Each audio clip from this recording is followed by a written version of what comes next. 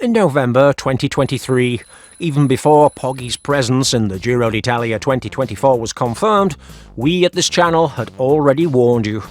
The Slovenian alien would win the Maglia Rosa without any effort. And so it has come to pass, with a lead of close to 10 minutes. A difference that reminds us of real doped monsters of the past, such as the German snowman in the 1997 Tour de France, or the robot directed by friend of the channel Biana Rees, Birillo, in the 2006 Giro d'Italia. Now, we're not going to say that he won without any effort, but his own director, Moonlight Machin, in a radio interview with a popular Spanish chef, insisted that Poggy had not ridden full gas in this Giro d'Italia, so as not to arrive tired for the Tour de France in July.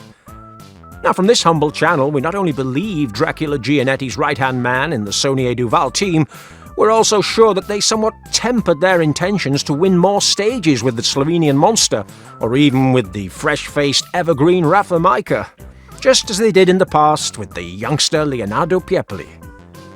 The Slovenian leaves Italy with 6 stage wins and the Senza Fine trophy, equaling the record of Michele Ferrari's doped-up Tony Rominger when he also took 6 wins and the yellow jersey in the 1994 Vuelta a España. Poggy also leaves with 2 records in the hardest stages of this edition of the Corsa Rosa. The first of them was the fastest ascent of the Passo di Foscagno, where he climbed 4 minutes quicker than his doped near-namesake Valjevec in the 2005 Giro, a feat which surprised Alberto Contretroll himself, saying that it seemed as if his favourite Pink Panther was going uphill on a motorbike in order to prevent Tramadolito Quintana's victory. And then precisely to the Colombian climber, he took away his second great record, that of the ascent of Monte Grappa, lowering his time by more than 1 minute. And we have to take into account that Tramadolito in 2014 did it in a chrono climb, not after 20 days of racing and with more than 150 kilometers of stage travelled, as Poggy has just done. We're talking about 2 legendary climbs by the Slovenian, 2 of his best climbing performances ever, where he gained more than 5 minutes out of the almost 10 minutes lead that he put into Daddy Martinez in the general classification. More than 5 minutes in just over 10 kilometers and 25 minutes of effort. If we then add to that the minute and a half that he took in just 6 minutes during the Perugia time trial, and all thanks to his aerodynamic bra, then we're talking about 7.5 minutes of advantage in half an hour of effort, at least for Poggy over Daddy, second place in the Giro d'Italia. A full-fledged humiliation, at a pace equivalent to almost 7 watts per kilo. And let's remember, according to Machin, this was without having stepped on the throttle of the world #1's beautiful pink Colnago bike. Just what is Tadejo's secret? Looking beyond the aerodynamic bra, where the only guy who could beat him was the one who broke the hilarious hour record a few months earlier, and looking beyond his diet full of beers and burgers and junk food with which Poggy gorges himself and which we have told you about in the past, and looking beyond the concentrations in hypoxic rooms that give him the lungs of a Bolivian cattle rancher who has never seen the sea, there's still another secret to explain why Poggy has crushed not only all those records, but also has finished the fastest Giro d'Italia in history. Yes, another speed record broken in these crazy times. It doesn't just apply to great one-day classics or one-week tour in the Grand Tours. And this can only be explained in one way. Doping? Oh, far from it. You'd have to be a very, very bad and cynical fellow to believe that in the Saunier Duval team a cyclist could be doping. No, the last secret of our Slovenian mystic will leave you open-mouthed. To arrive as fresh as a daisy at the finish line after spending the day giving away bidons to young fans and then enduring stupid questions from journalists for hours, you need to have energy, a hidden strength inside you.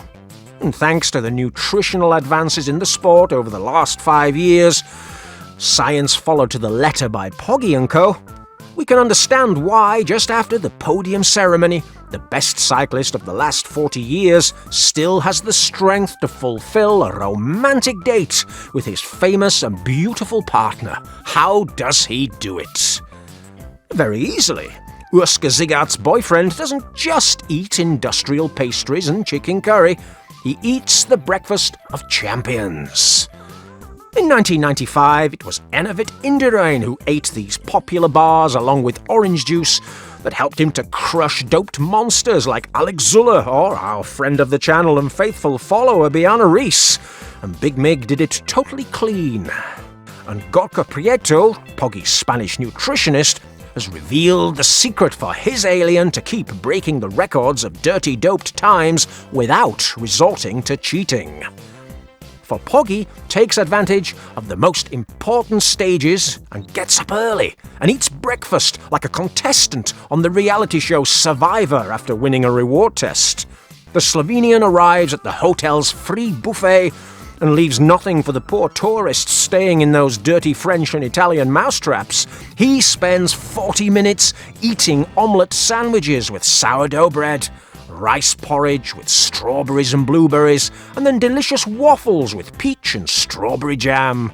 And this is the only time of the day that he doesn't listen to songs by his favourite rapper Eminem.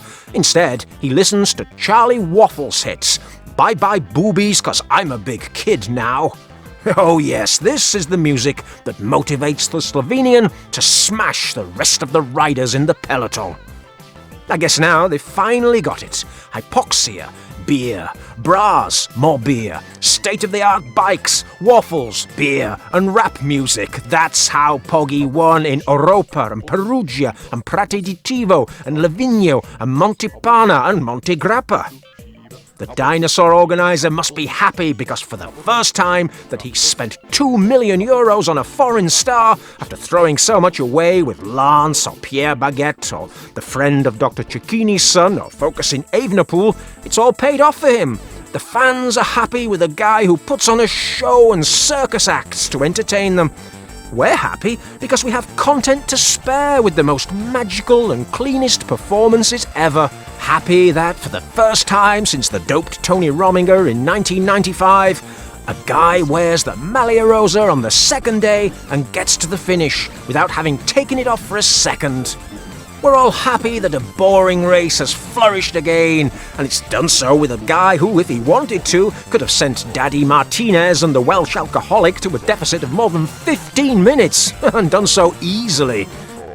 Everyone's happy that Poggy has notched up 14 wins by the end of May, all of them World Tour level and all of them very important, and we're all elated that in this Giro alone he scored over 3,000 UCI points. More points by himself all alone than the entire team of the Mummy of Man and Jovan Battista Iera's motorised bikes. And doing all this effortlessly with a smile on his face. How not to be happy with the advances in genetics? Poggy, you are unique on this planet, and that's why we love you.